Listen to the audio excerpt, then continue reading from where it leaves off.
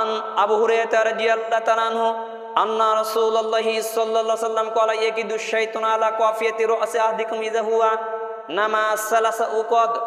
আবু হুরায়রা রাদিয়াল্লাহু বর্ণিত, তিনি বলেন রাসূলুল্লাহ সাল্লাল্লাহু আলাইহি ওয়াসাল্লাম বলেছেন, তোমাদের প্রত্যেকে যখন ঘুমিয়ে যায় শয়তান তার মাথার পিছনে 3টা গিট দেয়, 3টা গিরা দেয়। ইয়াসরিবু আলা কুল্লি উকদাতিন আলাইকা লাইলুন তাইলুন ফারকুদ। আর প্রত্যেকটি গিরায় এই বলে থাবর মারে যে তোমার সামনে রয়েছে দীর্ঘ রাত, অতএব তুমি শুয়ে থাকো, ঘুমিয়ে থাকো। ফাইন ইস্তাইকাযা ফাযাকারাল্লাহ হাল্লাতু খুদা।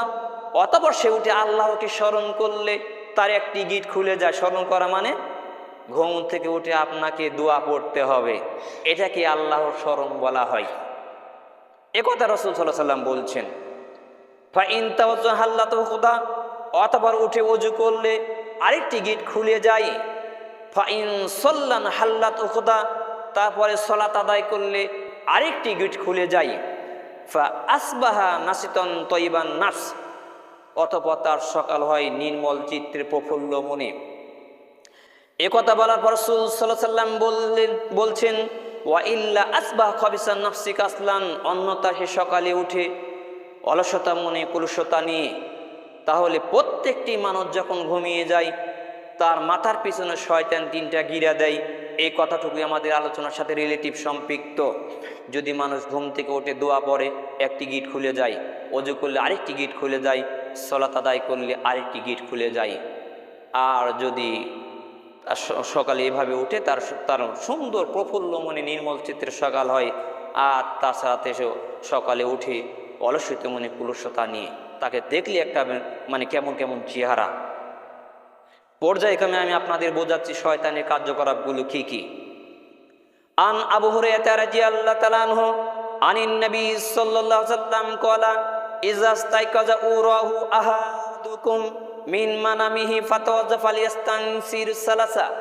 আবু হুরায়রা রাদিয়াল্লাহু বর্ণিত, তিনি বলেন নবী সাল্লাল্লাহু আলাইহি ওয়াসাল্লাম বলেছেন, তোমাদেরকে যখন ঘুম থেকে উঠে এবং ওযু করলো তার উচিত তার নাক 3বার ঝেলে ফেলা। আমার কথা বোঝা যাচ্ছে তো নাকি? মনোযোগ দিয়ে শুনবেন। রাসূল সাল্লাল্লাহু আলাইহি ওয়াসাল্লাম বলছেন, তোমাদেরকে যখন সকালে ঘুম থেকে উঠে এবং ওযু করলো তার উচিত তার নাক 3বার ঝেলে ফেলা। কারণ ফা ইন্না শাইতানা বাবিতু আলা খয়শমি। কারণ শয়তান তার নাকের ছিদ্রে রাত্রি যাপন করেছে। তাহলে অত্র হাদিস দ্বারা বোঝা যায় শয়তানে ঘুমানোর জায়গা হচ্ছে নাক। হাদিস কিন্তু বুখারী মুসলিম, এখানে সন্দেহের কোনো অবকাশ নেই। তাহলে শয়তান মানুষের নাকের ছিদ্রে ঘুমিয়ে আয়, এ কথাই রাসূল সাল্লাল্লাহু আলাইহি ওয়াসাল্লাম বলছেন। এখন ঘুমালে কি হবে, পরে হাদিস তার আলোচনা। আন আব্দুল্লাহ বিন মাসউদ রাদিয়াল্লাহু তাআলা আনহু ক্বালা যুকিরা ইনদান নবী সাল্লাল্লাহু আলাইহি ওয়াসাল্লাম রাজুলুন ফাকিলা মাযালা নাইমা।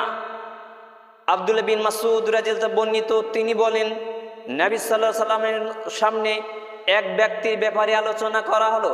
হাত্তা আসবাহ মা কামা ইলা সালাহ। সে সকাল পর্যন্ত ঘুমিয়েছিল, সালাতের জন্য জাগ্রত হয়নি। আলোচনাটাকে মন দিয়ে শুনবেন, খুব গুরুত্বপূর্ণ হাদিস। আব্দুল্লাহ ইবনে মাসউদ রাদিয়াল্লাহু তাআলা বর্ণিত, তিনি বলেন নবী সাল্লাল্লাহু আলাইহি ওয়াসাল্লামের সামনে এক ব্যক্তির ব্যাপারে আলোচনা করা হলো যে সকাল পর্যন্ত ঘুমিয়েছিল, সালাতের জন্য জাগ্রত হয়নি। ফাকালা বালা শাইতানু ফি উজুনি। রাসূল সাল্লাল্লাহু আলাইহি ওয়াসাল্লাম বললেন, শয়তান তার কানে পেশাব করে দিয়েছে। নাউজুবিল্লাহ। তাহলে শয়তানের ঘুমানোর জায়গা কোথায়? নাক। আর বাংলা ভাষায় মুতা দেওয়ার জায়গা হলো কান।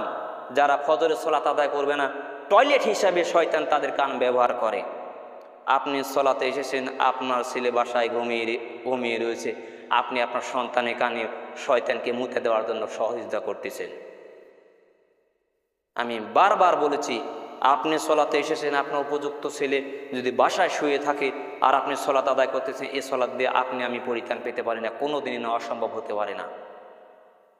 2 বাচ্চাকে এক জায়গায় বসতে দিবেন না। কথা বললে মাঝখান থেকে সমস্যা হচ্ছে, অনেকে ভুরবার করতেছে। 2 বাচ্চাকে কখনো এক জায়গায় বসতে দিবেন না, ইশারাতে অন্য জায়গায় বসিয়ে দিবেন।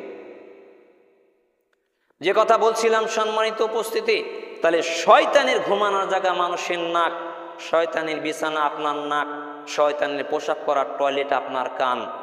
তাহলে যদি আপনি ফজরের সালাত আদায় না করার জন্য ওঠেন, তাহলে আপনার কানে শয়তান মুতে দিবে। এ কথাই রাসূল সাল্লাল্লাহু আলাইহি ওয়াসাল্লাম বলছেন। হাদিস বুখারী, মুসলিম, নাসাই। মানে সন্দেহের কোনো অবকাশ নেই, প্রায় হাদিস বুখারী মুসলিম থেকে পট করা।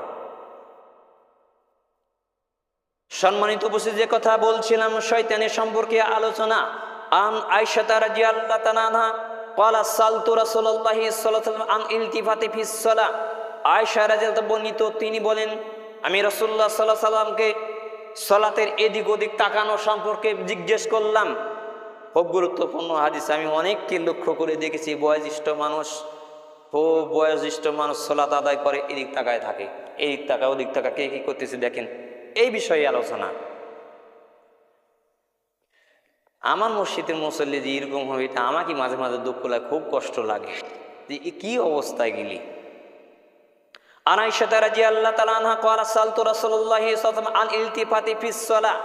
আয়েশা রাদিয়াল্লাহু তাআলা বর্ণিত, তিনি বলেন আমি রাসূলুল্লাহ সাল্লাল্লাহু আলাইহি ওয়াসাল্লামকে সালাতের এদিক ওদিক তাকানো সম্পর্কে জিজ্ঞেস করলাম।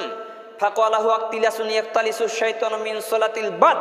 রাসূল সাল্লাল্লাহু আলাইহি ওয়াসাল্লাম বললেন, তা হলো এক ধরনের ছিনতাই, চুরি, যার মাধ্যমে শয়তান সালাতের অংশ বিশেষ, বান্দার সালাতের অংশ বিশেষ অংশ ছিনিয়ে নেয়। নাউজুবিল্লাহ। সালাতকে শয়তান চুরি করে নিয়ে যায়।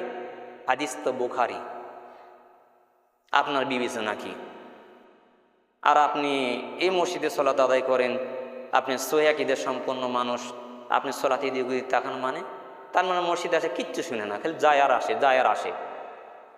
ওই যে আমি বলেছি যে একটা মেলার মতো হয়ে গেছে। মসজিদে আসলে জায়গা থাকতে হবে, খুতবা শুনতে হবে, তারপর পালন করতে হবে। আর আসলেন, নিজ দিকে থাকলেন, সালাত আদায় করলেন, চলে গেলেন, মেলাতে আসা যাওয়ার মতোই হয়ে গেল, কিছু শুনলেন না। জীবন পারি হয়ে গেলে এইভাবে অনেক মানুষের।